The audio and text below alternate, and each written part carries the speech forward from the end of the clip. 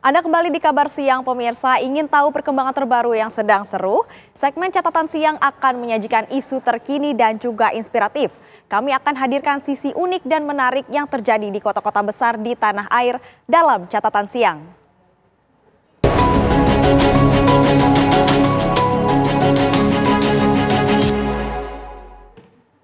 Pemirsa, 6 warga di Kecamatan Nagrak, Kabupaten Sukabumi, Jawa Barat disiram air keras oleh seorang warga. Di antara ke-6 korban adalah istri dan juga 2 anak tiri yang menjadi pelaku.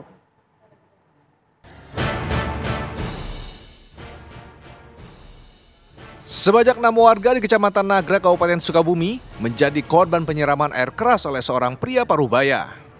6 korban langsung dilarikan ke rumah sakit. 2 di antara korban adalah istri dan 2 anak tiri pelaku. Usai kejadian, kepolisian sektor Nagrak dan Resort Sukabumi langsung mendatangi tempat kejadian perkara untuk menyelidiki motif dari penyiraman air keras tersebut. Selain mengamankan pelaku yang bernama Gagan, 53 tahun, polisi juga mengamankan barang bukti berupa sisa air keras dalam botol putih. Menurut Ketua RT setempat, kejadian ini diawali adanya cekcok keluarga pelaku yang berujung pada penyiraman air keras. Warga yang berusaha melerai juga justru terkena siraman air keras. 6 orang. 6 orang. Iya, yang plus 1 anak itu cucunya itu 3 tahun apa 4 tahun gitu ya. Yang parah tuh 2 orang, si istri sama anak yang paling kecil tuh yang cowok. Parah itu. Sekarang ya lagi di rumah sakit. Akibat peristiwa ini, 6 orang mengalami luka bakar cukup serius, terutama anak tiri pelaku yang paling besar dengan kondisi luka bakar di sekujur tubuhnya. Kemudian saya melakukan pemeriksaan fisik, adanya luka bakar di daerah wajah ibu, punggung, badan, sama alat tangannya, alat geraknya, tangan kiri dan tangan kanan. Kalau dihitung secara teorinya itu luka bakarnya itu sekitar 45%, grade-nya grade 2 sampai grade 3. Hingga saat ini pihak kepolisian belum memberikan keterangan karena masih melakukan penyelidikan. Dari Sukabumi, Jawa Barat, Rizky Gustana, TV One mengabarkan. Tidak hanya dalam kasus kekerasan yang terjadi di Sukabumi, pemirsa, mirisnya larutan berbahaya air keras kini justru marak digunakan oleh para remaja sebagai alat saling serang saat tawuran. Seperti aksi tawuran antar 2 kelompok warga yang terjadi di kawasan Petojo Utara, Gambir, Jakarta Pusat yang mengakibatkan 2 orang warga alami luka bakar usai terkena siraman air keras.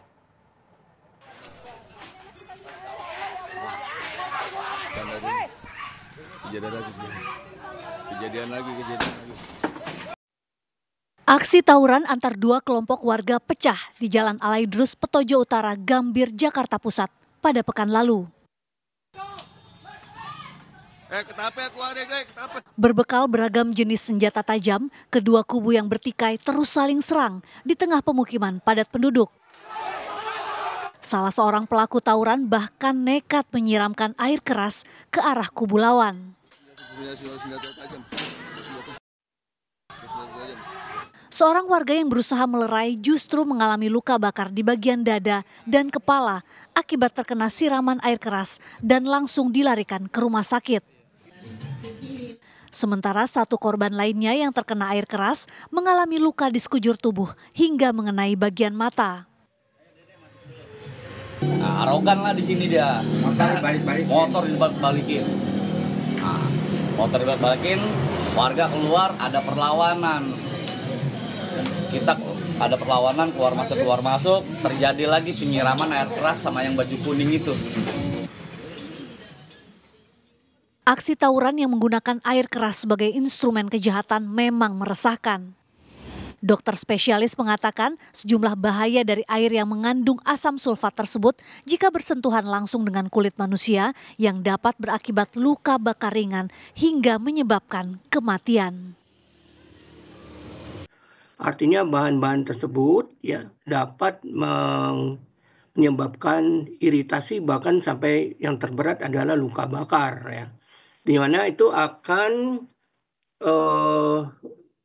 merupakan menjadi luka bakar yang harusnya segera dirawat karena dalam penyiraman air keras itu tidak hanya satu bagian saja tubuh yang terkena ya.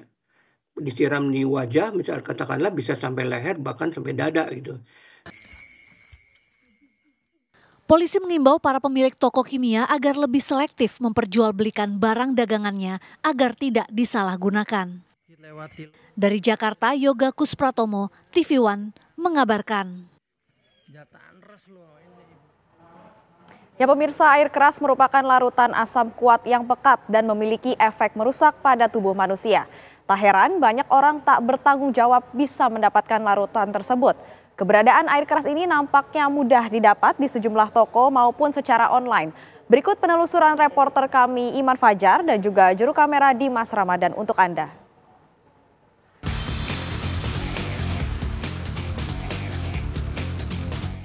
Maraknya aksi penyiraman air keras di sejumlah kota di tanah air sungguh mengiris hati.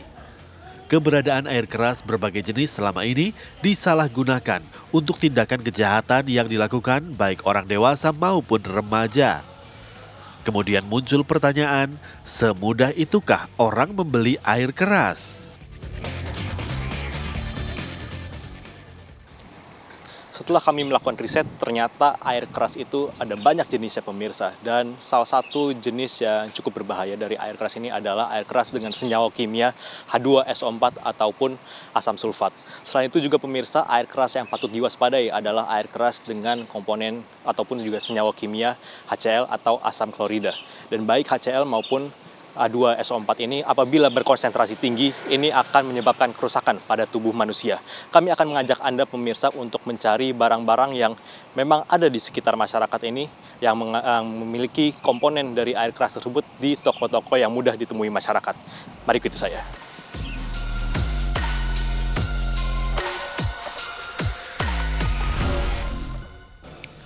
Kami pun menelusuri keberadaan penjualan air keras di beberapa toko yang umum dijumpai masyarakat. Kami menemukan air keras di sebuah toko bangunan yang umumnya digunakan untuk membersihkan keramik. Air keras jenis ini mudah kami temukan dengan harga yang relatif murah.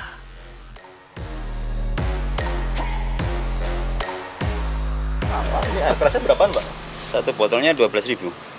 Botolnya 12.000. Biasanya orang beli buat apa sih, Pak, ini? Kebanyakan ya buat pembersih lantai gitu. Bersih lantai. Bersih keramik gitu. Oke. Ini kan kalau yang kena kulit gimana, Pak? Kalau kena kulit sih efeknya ya nggak gatel ya. Tadi saya coba juga gatal-gatal aja sih. Berarti ini bukan air keras yang bikin melepuh gitu ya, Pak? Bukan air keras yang bikin melepuh gitu, bukan yang keras gitu, bukan. Oh, ini berarti apa nih, HCl, Pak ya? HCl ya, semacam. Air keras yang dijual di toko ini memiliki senyawa kimia HCl atau asam klorida yang sudah dicampur dengan bahan lain sehingga konsentrasi HCl dalam air keras ini tidak terlalu tinggi. Efek samping dari air keras HCl yang kami temukan ini hanya berupa gatal-gatal dan tidak menimbulkan luka bakar serius. Selanjutnya penelusuran kami lanjutkan ke sebuah bengkel di Bilangan, Jakarta Utara. Lagi-lagi kami pun dengan mudah memperoleh air aki. Air aki ini memiliki senyawa asam sulfat yang pada dasarnya berbahaya bagi tubuh manusia. Namun kandungan asam sulfat pada air aki masih di tahap yang tidak berbahaya. Apabila terkena kulit, air aki juga tidak menimbulkan luka bakar, namun memiliki efek gatal yang kerap kali dirasakan oleh para pekerja bengkel.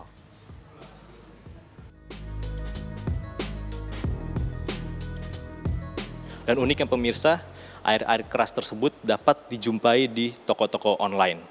Dan kami juga sempat bertanya juga pemirsa kepada sejumlah toko kimia yang ada di sekitar Jakarta yang mereka sudah mulai waspada dengan penggunaan air keras. Ketika kita bertanya mengenai keberadaan air keras, mereka bertanya untuk apa air keras itu.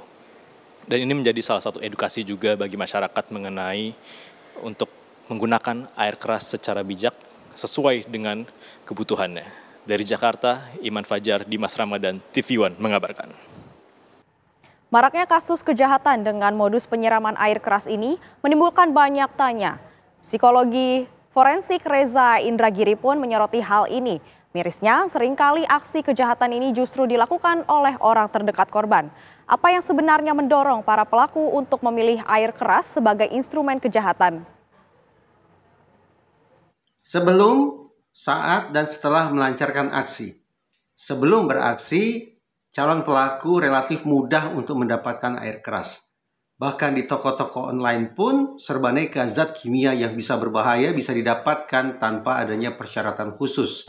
tanpa adanya sertifikasi khusus. Harganya pun terjangkau. Demikian pula pada saat melancarkan aksi.